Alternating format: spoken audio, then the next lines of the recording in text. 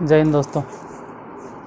जैसा कि आपने पहले ही थंबनेल में देख लिया होगा कि इस वीडियो में हम बताने वाले क्या हैं, और ऐसे भी हम कह देते हैं कि इसमें बतलाने वाले क्या है। देखिए, एग्ज़ाम जो 10th का है और टाइम भी उतना नहीं है आपका, मतलब दोनों के बीच का उतना गैप नहीं है। एग्ज़ाम और आपके पास टाइम, इन दोनों में बहुत कम का अंतराल है। तो जो सिलेबस के हिसाब से चल रहा है या टॉपिक वाइज चल रहा है या जो कहिए डिटेल्ड कोर्स चल रहा है, वो तो चलते रहेगा डिटेल वे में। लेकिन एग्ज़ाम के पर्पज़ से हम सोचे कि एक अलग से सेक्शन बनाते हैं, इसमें सिर्फ वही बतलाएंगे। जैसे बहुत सारे वैसे बच्चे होते हैं जो मैट्रिक के बाद कॉमर्स आर्ट्स लेना चाहते हैं, तो उनको मैथ पे उतना फोकस करने की ज़रूरत नहीं है कि एकदम पूरा एकदम जी जान लगा दें मैथ में, क्योंकि आपका फैकल्टी अलग है। आर्ट्स में कॉमर्स में आप जाना चाहते हो, लेकिन फिर भी पास तो करना पड़ेगा। तो ये जो सेक्शन होगा ये सबके लिए होगा, चाहे आप इंटर में साइंस ले, आर्ट्स ले, कॉमर्स ले, सबके लिए होगा। क्यों? क्योंकि इसमें सिर्फ वही बताया जाएगा जो आपके एग्ज़ाम में आता है। जैसे आप लोग नॉर्मली मार्केट में सुनते होंगे, आप लोग जहाँ से भी बिलोंग करते हो, क्रैश कोर्स, क्लास 10th का क्रैश कोर्स। तो एक क्रैश कोर्स का ही क्रश है, उसी का मतलब उससे भी 4 कदम आगे मान के चलिए। क्रैश कोर्स, हाँ क्रैश कोर्स मान लो ना भाई, क्रैश कोर्स। इसमें से सिर्फ आपको वही बतलाया जाएगा जो एग्ज़ाम में आने के 99% चांस है, बस उतना ही। जिसका अगर लग रहा है कि चांस कम है, नए एग्ज़ाम में नहीं आएगा, उस क्वेश्चन को छोड़ दिया जाएगा इस सेक्शन में। इस सेक्शन में जो भी बताएंगे एकदम 99.9% उम्मीद है एग्ज़ाम में आया हुआ है। आया हुआ तो 100% है, आया हुआ 100% है, 99% चांस है कि एग्ज़ाम में लड़ जाएगा, ये उम्मीद है। आया हुआ तो 100% है, कभी न कभी आया हुआ है, लेकिन एग्ज़ाम में लड़ेगा इसका चांस 99% है। तो क्लास को स्टार्ट करते हैं, क्योंकि एग्ज़ाम के लिए है तो टाइम आपका बर्बाद नहीं करते। देखिए, और हम टॉपिक वाइज पढ़ाएंगे, रहेगा तो एग्ज़ाम के लिए ही, लेकिन टॉपिक वाइज। जैसे आज का टॉपिक है वो आप थंबनेल में देख चुके होंगे, ठीक है, लेकिन फिर भी थंबनेल में सिर्फ आप टॉपिक देखते हैं, प्रूफ तो यहाँ होगा, क्या बनाया यहाँ जाएगा। जैसे आज का पहला क्वेश्चन है, सिद्ध करें। और ये जैसे है ये चलते रहेगा आपका। अभी सितंबर है, अब मान के चलिए अक्टूबर आ गया, अक्टूबर, नवंबर, दिसंबर और जनवरी, 4 महीना 5 महीना, जब तक एग्ज़ाम नहीं आता है तब तक ये वाला चलते रहेगा, ये बैच नहीं बंद होगा। और उधर जो है वो तो खैर सालों साल चलते रहेगा। इसमें जो भी बतलाने वाले हैं सब एग्ज़ाम के लिए। क्या है? सिद्ध करें कि √2 एक अपरिमेय संख्या है। देखो, इस सेक्शन में वही आपको बतलाया जाएगा जो एग्ज़ाम में आया हुआ है 100%, और आने के चांस है 99% कि एग्ज़ाम में आने का चांस है। देखो, जब भी इस तरह का क्वेश्चन हो कि सिद्ध करें √2 एक अपरिमेय संख्या, तो सबसे पहले आराम से मान लीजिए। देखो, माना मतलब यदि संभव हो तो लिख देना कि यदि संभव हो तो माना √2 एक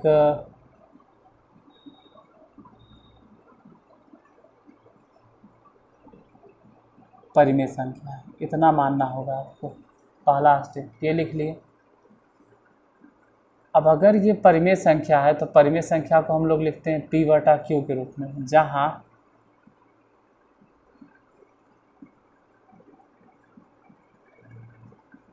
P और Q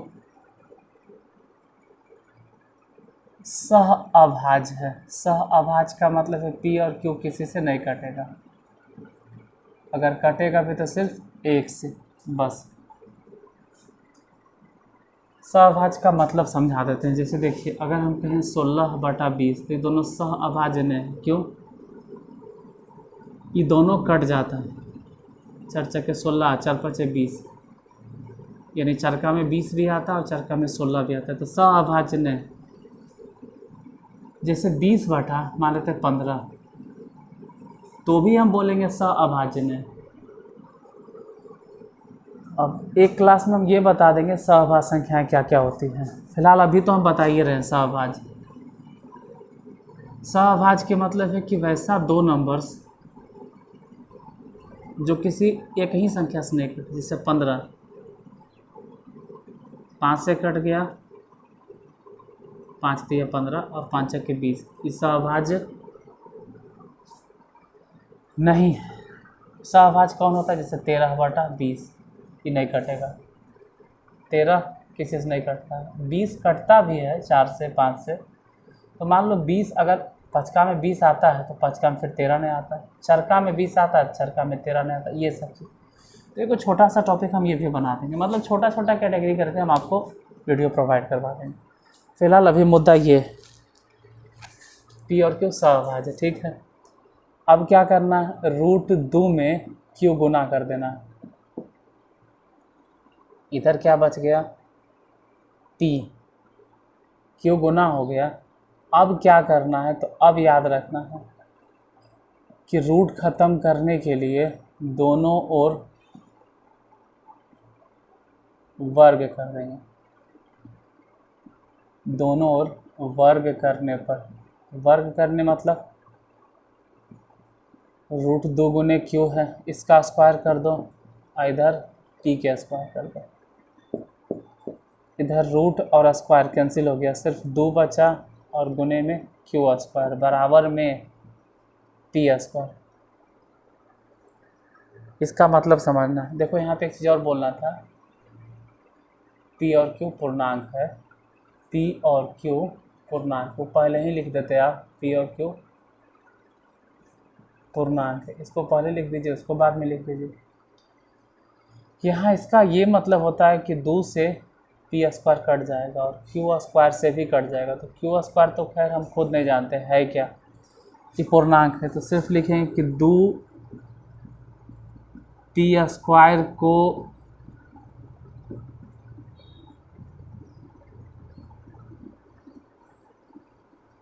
विभाजित करता है।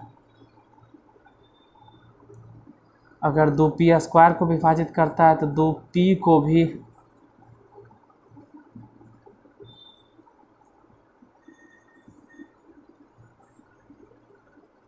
विभाजित करेगा, 2 पी को विभाजित करेगा। अब 2 अगर पी को विभाजित करेगा तो 2 पी को काट देगा।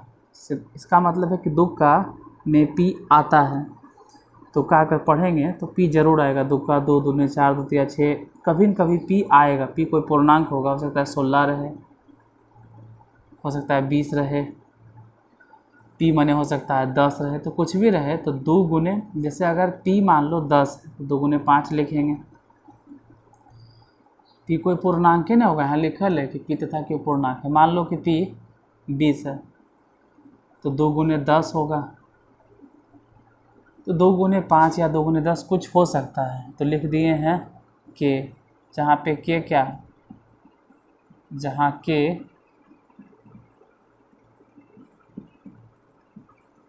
पूर्णांक है। इस क्वेश्चन का फर्स्ट पार्ट कंप्लीट हो गया। इतना तो लिखना ही लिखना पड़ता है आपको। इसके बाद जो दिक्कत होता है वो बतलाने वाले, इसके बाद जो दिक्कत होने वाला, इतना लिखने के बाद आपको फिर से 2 गुने के बराबर पी आया, जैसे एजा पे था √2, फिर से लिखना पड़ता है दोनों और वर्ग करने पर। ऐसे आप चाहें तो पी का वैल्यू यहीं पे बैठा सकते हो, पी का वैल्यू इसी जगह पे बैठा सकते हो, बाद में वर्ग कर लेना। देखो पी का ही वैल्यू बैठा दो, 2 गुने के निकला है ना, पी का वैल्यू कहीं होगा ऊपर में। इक्वेशन फर्स्ट नाम देते हैं जिसमें आपको समझ में आ जाए।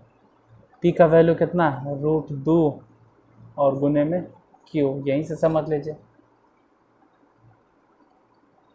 पहले ही रख दो पी का वैल्यू, बाद में भी रख सकते हैं, कोई दिक्कत नहीं। पहले रखे बाद में रखे, हम दोनों समझा दिए, पहले भी रखें बाद में।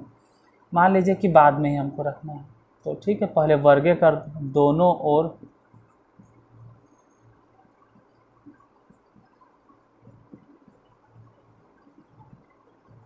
वर्ग करने पर, दोनों ओर वर्ग करते हैं और इधर लिखते हैं इधर क्या है 2k इसका होल स्क्वायर और उधर क्या है p, तो p के स्क्वायर दोनों और वर्ग कर दिए। जैसे ही वर्ग करेंगे हो जाएगा 4k स्क्वायर। पी स्क्वायर के वैल्यू पुट कर देंगे। पी स्क्वायर के वैल्यू क्या है 2 गुने क्यू स्क्वायर। 2 से तो ही कट गया, 2 दूनी 4, तो इधर हो गया 2 गुने के स्क्वायर। अब बराबर में इधर बच गया क्यू स्क्वायर। अब जरा ध्यान दो 2 और के स्क्वायर गुना हो के क्या आया क्यू स्क्वायर। मतलब ये जो क्यू स्क्वायर है ये 2 से कट जाएगा। कहने के तो के से भी कट जाएगा, लेकिन के नहीं लिखेंगे क्योंकि के पूर्णांक है और हम नहीं जानते हैं। तो 2 जानते हैं ना एक नंबर होता है, तो 2 क्यू स्क्वायर को विभाजित करता। इसका मतलब है कि 2 क्यू को भी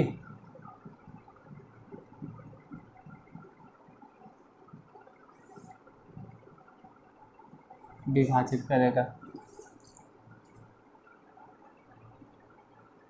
क्यू स्क्वायर को विभाजित करता है तो क्यू को विभाजित करेगा। अब 2 ध्यान से देखो यहाँ पे क्या लिखे थे कि 2 जो है p को विभाजित करता है, और यहाँ लिख दिए कि 2 q को भी विभाजित करता है। जबकि यह देखो p और q सहभाज्य है, मतलब p और q दोनों एक ही नंबर से नहीं कट सकता है, सहभाज्य के मतलब हो गया। और यहाँ बोल रहे हैं ना p जो है 2 से कट जाता है कि, यहाँ बोलते हैं q 2 से कट जाता है कि। इसका मतलब है 2 p तथा q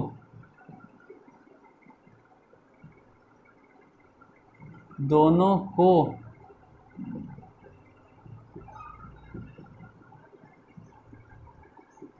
विभाजित करता है, जो विरोधाभास उत्पन्न करता है। क्योंकि हम जो माने उसका उल्टा है, जो विरोधाभास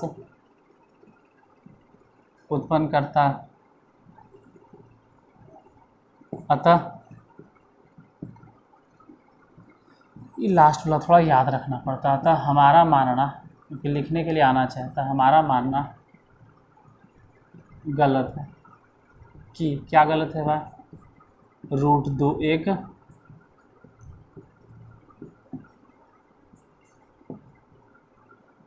परिमेय संख्या, बल्कि √2 एक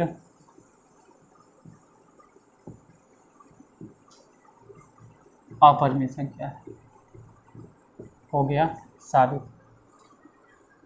देखो पहला हिसाब है, हो सकता है समझ में नहीं आया, कोई बात नहीं, 1-2 हिसाब और बताते हैं।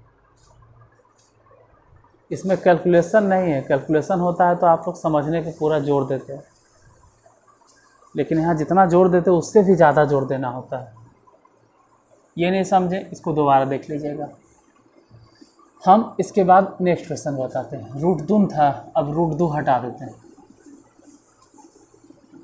और √2 के बजाय कुछ और देते हैं।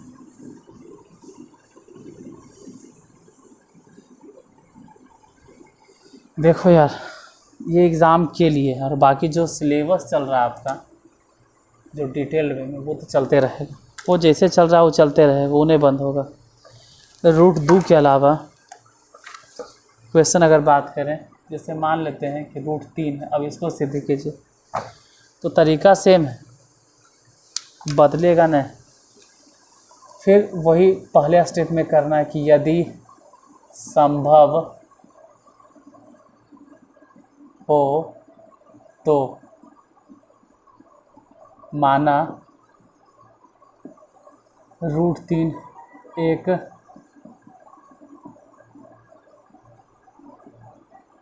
परिमेय संख्या। हमको भी मालूम है कि √3 एक परिमेय संख्या नहीं, कि फिर भी ज़बरदस्ती मान लिए कि परिमेय संख्या, और किसी भी परिमेय संख्या को लिखा जाता है p/q के रूप में, जहाँ p और q बोले थे ना कि पहले यही लिख दीजिए कि p और q पूर्णांक है तथा दोनों सह अभाज्य, ये हम माने कि जो P और Q है किसी एक ही नंबर से कटने वाला नहीं।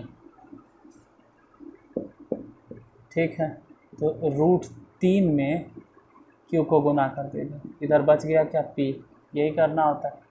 अब बटा चीरा ख़त्म हो गया, जैसे ही बटा चीरा ख़त्म हो गया तो आप कोशिश करेंगे कि रूट भी ख़त्म हो जाए, क्योंकि रूट को तो ज़बरदस्ती माने हैं ना, यदि संभव हो तो ज़बरदस्ती माना गया है। तो दोनों ओर रूट ख़त्म करने के लिए दोनों ओर वर्ग करने पर, जैसे ही दोनों ओर वर्ग करेंगे, जैसे √3 और गुने Q है, इधर भी वर्ग कर देना है, इधर PS पर इधर भी वर्ग कर देना है। देखो रूट है स्क्वायर है कैंसिल हो जाएगा, सिर्फ 3 और गुने में Q² बराबर P²। अब यहाँ पर थोड़ा समझना होता है कि जो P² है इन दोनों के गुणनफल है, मतलब Q² तो भूल जाए क्योंकि पूर्णांक है, लेकिन 3 तो नंबर आप समझ रहे हैं, आप भी जानते हैं कि 3 पूर्णांक है, जानते हैं 3 माने क्या होता है। कोई कहे 3 कलम लेके आओ तो आपको मालूम है, Q कलम लेके आओ तो पूछोगे Q माने क्या, नहीं समझो, लेकिन 3 समझते हो। तो इसका ये मतलब हो गया कि 3 जो है वो इसको P² को विभाजित करता है। तो इसका ये मतलब हो गया कि 3 जो है वो P को भी विभाजित करेगा। अगर स्क्वायर को काट रहा है तो P को भी, कैसे वो भी बताएंगे कैसे। कोई नंबर अगर किसी के स्क्वायर को काटता है तो उस नंबर को भी ज़रूर काटेगा, भले ही पूरा पूरी नहीं काटे, दशमलव में काटे, लेकिन कटना तो फिक्स है। कोई भी नंबर उठा लीजिए, जैसे मान लीजिए कि 9 है, 9 क्या, जैसे मान लो 16 है, 4 का स्क्वायर है, और अगर ये 16 8 से कट जाता है तो इसका किसका स्क्वायर है, 4 का स्क्वायर, 4 का स्क्वायर। तो 4 का स्क्वायर अगर 8 से कट जाता है तो 4 भी 8 से कट जाएगा, पक्का 8 से भागा देके देखो, भले ही दशमलव में कटे लेकिन कटना तो है। ऐसा नहीं है कि dot dot dot dot dot dot dot ring जाएगा, यह असंभव है, हो नहीं सकता। कोई भी नंबर किसी के स्क्वायर को अगर काट रहा है, जैसे 3 मान लीजिए कि 3 है, और किसी के स्क्वायर उठा लीजिए, किसी का स्क्वायर किसका उठा ले 81, 81 किसका स्क्वायर है 9 का स्क्वायर। तो अगर 3 9 के स्क्वायर को काटा है तो 100% है कि 3 जरूर काटेगा 9 को। अगर किसी का स्क्वायर को काट रहा है तो उसको भी वो काटेगा। और सोच लेना, ऐसा कोई भी नंबर सोच लीजिए जो किसी के स्क्वायर को काट रहा है तो उसको भी ज़रूर काटेगा, भले दशमलव में, लेकिन काटना तो है, फिक्स है। और ये फर्स्ट पार्ट होता है, इतना फर्स्ट पार्ट होता है जो बार बार लिखते हैं। 3 P को विभाजित करता है। अब कई बार में 3 अगर P को काट रहा है तो इसका मतलब हो गया 3 P को विभाजित कर दिया। जैसे हो सकता है P 6 हो तो 3 दूनी 6, हो सकता है P 12, 3 चक्के 12। यहाँ नॉर्मली P पूर्णांक माना जाएगा, ठीक है। कई बार में कटेगा तो कितनों बार में कटेगा, कितनों बार में कटेगा। हालांकि क्वेश्चन में या किताब में लिखा हो रहा था कि K पूर्णांक है, जबकि ऐसा बात नहीं, K पूर्णांक है, K पूर्णांक है, ये आप नहीं कह सकते K पूर्णांक, लेकिन लिखा रहता है K पूर्णांक। चलो हम लिख देते हैं कि K क्या है, पूर्णांक है। क्यों? क्योंकि 3 से P कटेगा, कितना बार में कटेगा, तो कितनों बार में कटेगा वो तो डिपेंड करता है कि P है क्या। जैसे P अगर 21 है तो 3 गुने 7, मान लीजिए P 24 है तो 3 गुने 8, मतलब K जरूर कोई पूर्णांक होगा। अब इतना लिखने के बाद क्या करते हैं, अब सेकेंड पार्ट आता है। इतना होने के बाद फिर से नीचे अगर लिखेगा, इतना लिखने के बाद हम फिर से जो लिख दिए हैं 3 गुने K है अब बराबर में P, हमको फिर से लिखना पड़ता है दोनों ओर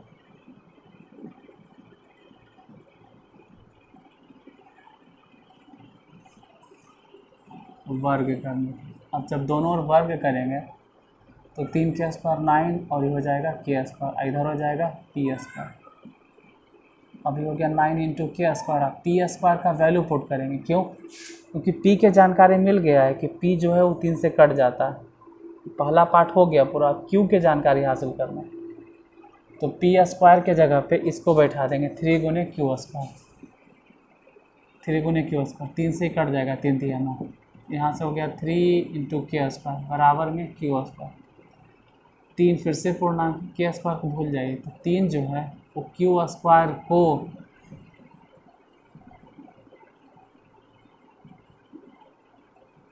विभाजित करता है।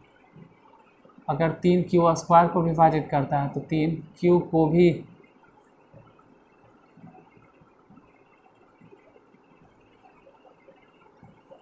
विभाजित करेगा, 3 क्यू को भी विभाजित करेगा। तो यहाँ तो देख रहे थे कि जो 3 है वो पी को विभाजित करता है, और यहाँ देख रहे हैं 3 क्यू को विभाजित करता है। इसका मतलब है कि 3 पी तथा क्यू दोनों को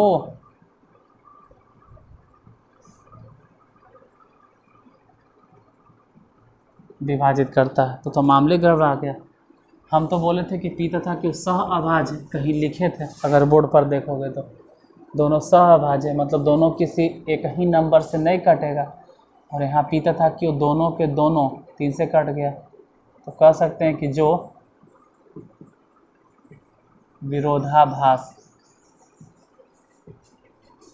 उत्पन्न करता है, जो विरोधाभास उत्पन्न करता है। अतः हमारा मानना गलत है कि √3 एक परिमेय संख्या। हम तो यही मान लिए थे, हम तो धक से मान लिए कि यदि संभव हो तो कि √3 एक परिमेय संख्या, बल्कि √3 एक अपरिमेय संख्या। और लास्ट वाला स्टेटमेंट आपको थोड़ा सा याद करना पड़ता है, ये अंतिम वाला स्टेटमेंट। यहाँ आपका समझ काम नहीं करेगा, यहाँ पे आपका समझ भी फेल हो जाएगा। इसको 1 2 बार 3 बार 4 बार अगर हिसाब बनाओगे तो याद हो जाता है कि अंतिम में लिखना क्या होता है, लास्ट का स्टेटमेंट क्या लिखता है।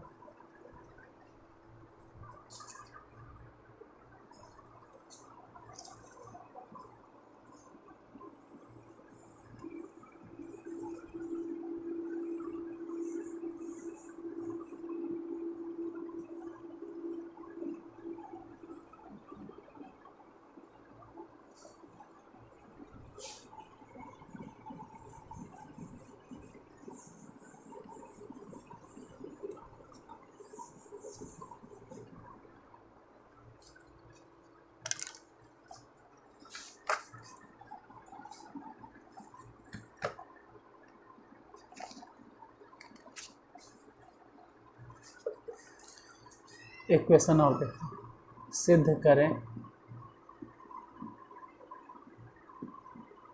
कि √5 एक अपरिमेय संख्या। सिद्ध करना कि √5 एक अपरिमेय संख्या है।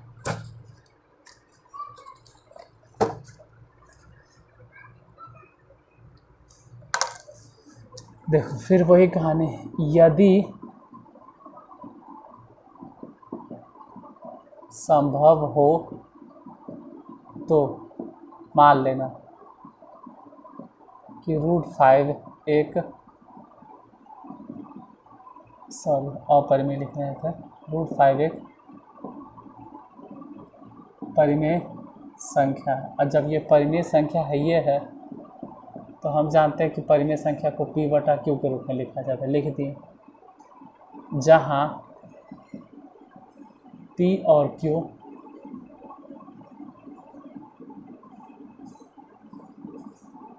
पूर्णांक और दोनों सह अभाज्य है, मतलब पी और क्यू किसी एक ही नंबर से नहीं कटेगा, एक ही संख्या से नहीं कटेगा। अब क्या करना होता है कि पी यहाँ से उड़ा, मतलब क्यू उड़ा, इधर भेज दो क्यू, इधर बच गया पी। अब अगर आप ज़बरदस्ती माने हो कि परिमेय संख्या है तो रूट तो ख़त्म करना होगा। रूट ख़त्म करने के लिए क्या कर रहे हैं, दो ही साथ में, दोनों ओर वर्ग करने पर। इंग्लिश में अगर कोई लिखता होगा तो स्क्वायरिंग बोथ साइड्स, दोनों ओर वर्ग करने का मतलब हो गया √5 गुने पी, इसका भी होल स्क्वायर, इधर पी स्क्वायर। देखो रूट है, स्क्वायर है, कैंसिल, सिर्फ 5 बचा और ये वाला पी स्क्वायर। सब गलती से पी स्क्वायर आ गया, क्यू स्क्वायर है, क्यू स्क्वायर है, क्यू स्क्वायर है, इधर पी स्क्वायर। यहाँ पर हम बार बार जोड़ दे रहे हैं, क्यू स्क्वायर पी स्क्वायर कोई नंबर है, मालूम नहीं क्या है, लेकिन 5 के बारे में मालूम है। अगर आपसे कोई कहता है कि 5 लीटर दूध लाना, तो आप समझते हैं। 5 किलो दूध लाना है, समझते हैं। 5 पेन लाना है, समझते हैं। 5 नंबर हमको मालूम है कि 5 नंबर कितना होता है, लेकिन क्यू होगा कोई पूर्णांक अपने घर में, लेकिन कितना है क्यू यही तो नहीं मालूम है, क्यू है क्या। अब उसके लिए क्या करना है, तो क्यू को छोड़ दीजिए, सिर्फ 5 को पकड़ के चलो कि बोलो कि 5 जो है पी स्क्वायर को विभाजित करता है। अगर 5 पी स्क्वायर को विभाजित करता है तो 5 पी को भी विभाजित करेगा। कितने बार में करेगा, अगर 5 पी को काट देता है, से मान लीजिए हो सकता है कि पी 10 हो तो 5 गुने 2, हो सकता है कि पी 20 हो तो 5 गुने 4, नहीं पी 35 हो तो 5 गुने 7। अरे 5 गुने कुछ तो होगा, कुछ माने क्या, के। के क्या है, तो जहाँ पे के कोई नंबर, के पूर्णांक है और अपरिमेय संख्या नहीं है, ये ध्यान रखना है। अपरिमेय क्या, परिमेय भी नहीं, पूर्णांक बोल रहे हैं कि के पूर्णांक संख्या है या पूर्णांक है। ठीक है, फर्स्ट पार्ट क्लियर। बात कर रहे हैं कि यहाँ तक आने के बाद आपका फर्स्ट पार्ट क्लियर हो जाता है। अब सेकेंड पार्ट की शुरुआत हो जाता है। सेकेंड पार्ट कैसे शुरुआत होगा, तो आपको पी हटाना है, तो आपके पास 2 ऑप्शन है, या तो पी के जगह पे अभी ये मान रख दो, यहाँ से तुरंत पी के जगह पे बैठा दो √5 गुने क्यू, और नहीं तो फिर थोड़ा सा रुको, दोनों ओर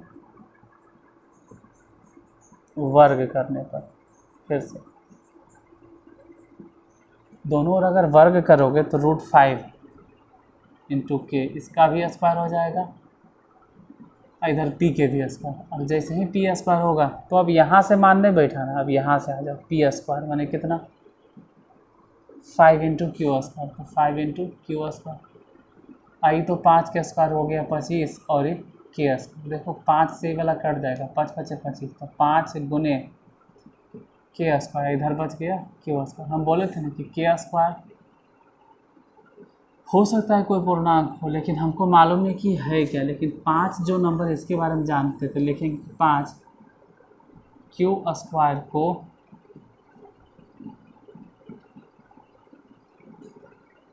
विभाजित करता है, और अगर 5 क्यू स्क्वायर को विभाजित करता है तो 5 क्यू को भी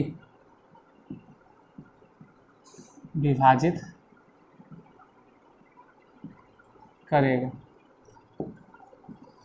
तो हो गया मामला उल्टा, यहाँ 5 क्यू को भी विभाजित करेगा और यहाँ पे बोल रहे हैं 5 पी को भी विभाजित करेगा। तो मतलब तो ये निकल गया कि 5 पी तथा क्यू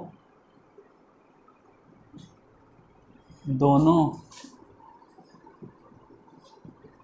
को विभाजित करता है,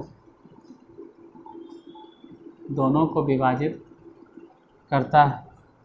और हम तो यहाँ पे माने नहीं, दोनों सहभाज्य है, पी और क्यू पूर्णांक है, दोनों सहभाज्य है। इसका मतलब है कि जो विरोधाभास उत्पन्न करता है अतः हमारा मानना गलत है। अतः हमारा मानना गलत है। क्या गलत? कि √5 एक परिमेय संख्या, हम यही मान लिए थे कि √5 एक परिमेय संख्या है, बल्कि √5 एक परिमेय संख्या नहीं है, बल्कि √5 एक अपरिमेय संख्या। और यही तो आपको साबित करना था विरोधाभास उत्पन्न करके कि √5 एक परिमेय संख्या नहीं बल्कि अपरिमेय संख्या। हो गया। √2, √3, √5 एक और क्वेश्चन देख लिया जाए।